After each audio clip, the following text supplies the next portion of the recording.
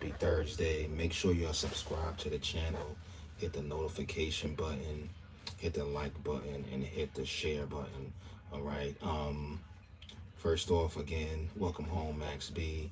Big shout out to Cameron and Mace for bringing him on the platform to interview him, and letting people just get a upfront exclusive on what Max is about, where he came from, and pretty much how their relationship started with him.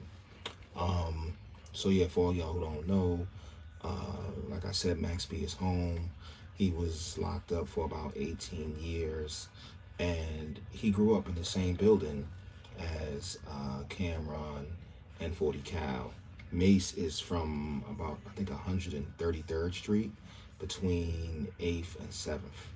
All right, so Mace really didn't grow up he doesn't really know Max B like that. Cameron, to my knowledge, Cameron is the one who really knows Max B like that, right? So it was a great interview, and you can kind of tell that because Mace wasn't really asking him questions like that.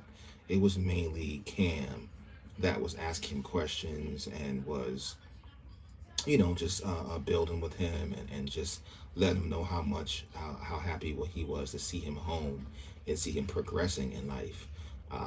Cam, he watched Max grow up, being about 4 or 5 years older than Max B. So, like I said, Cam is very happy to see Max B come home. It was a great interview. It was shorter than expected. I thought they would have. First of all, it was at Sirius XM, so it wasn't shot, on the regular Talk with Fleet platform that he usually shoots it on. So that right there shows, it wasn't like a regular interview that he does on the Fleet platform. Those interviews can last maybe between 45 minutes to an hour, give or take. I don't think we're gonna get a really full-fledged interview with Max B until he goes on like a Drink Champs, or maybe a what's this guy's name, $1 million worth of game. Okay, that's when we'll probably get a full-fledged, long, what much needed interview with Max B. Like I said, I think it was a good mini interview. It was only about maybe 30 minutes. And it was cool. It was cool. I was watching Harlem Legends TV platform just now on YouTube, and he was letting the people know how he was uncomfortable with them adding Max B's wife to the interview.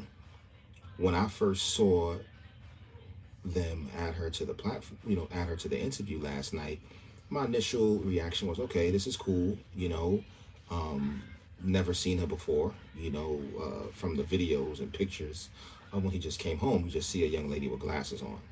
First and foremost, congratulations to Max B and him, with him marrying his wife. So Harlem Legends was pretty much saying how, he thinks that they should have kept her off the platform, which I kind of agree with, because I think that people should just get a chance to know who Max B is. For the people who don't know, let people hear his story.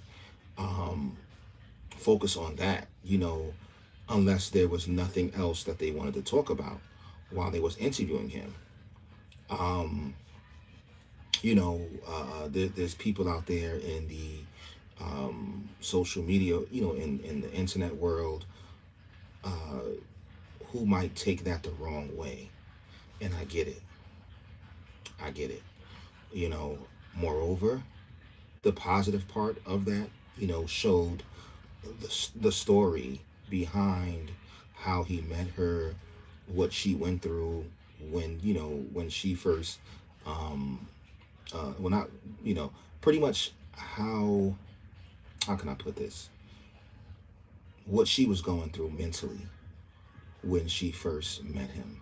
them getting married, with him being behind, being in jail, and just her not knowing if he was going to come home or when he was going to come home, because he was, given 75 years.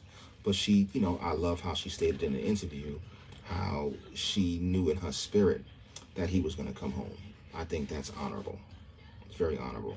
So, but like I said, I also feel how I also can understand where Harlem Legends is coming from, because sometimes you just want to keep the wife out of it. You want to keep the lady out of it because people can kind of take that the wrong way, and for safety reasons too. You don't want people really knowing who your lady is like that. You just coming home. You want to fill out the energy. You don't know how people want to react. You just got to play this thing safe. You got to play it safe. Focus on your music, and the time will come for that.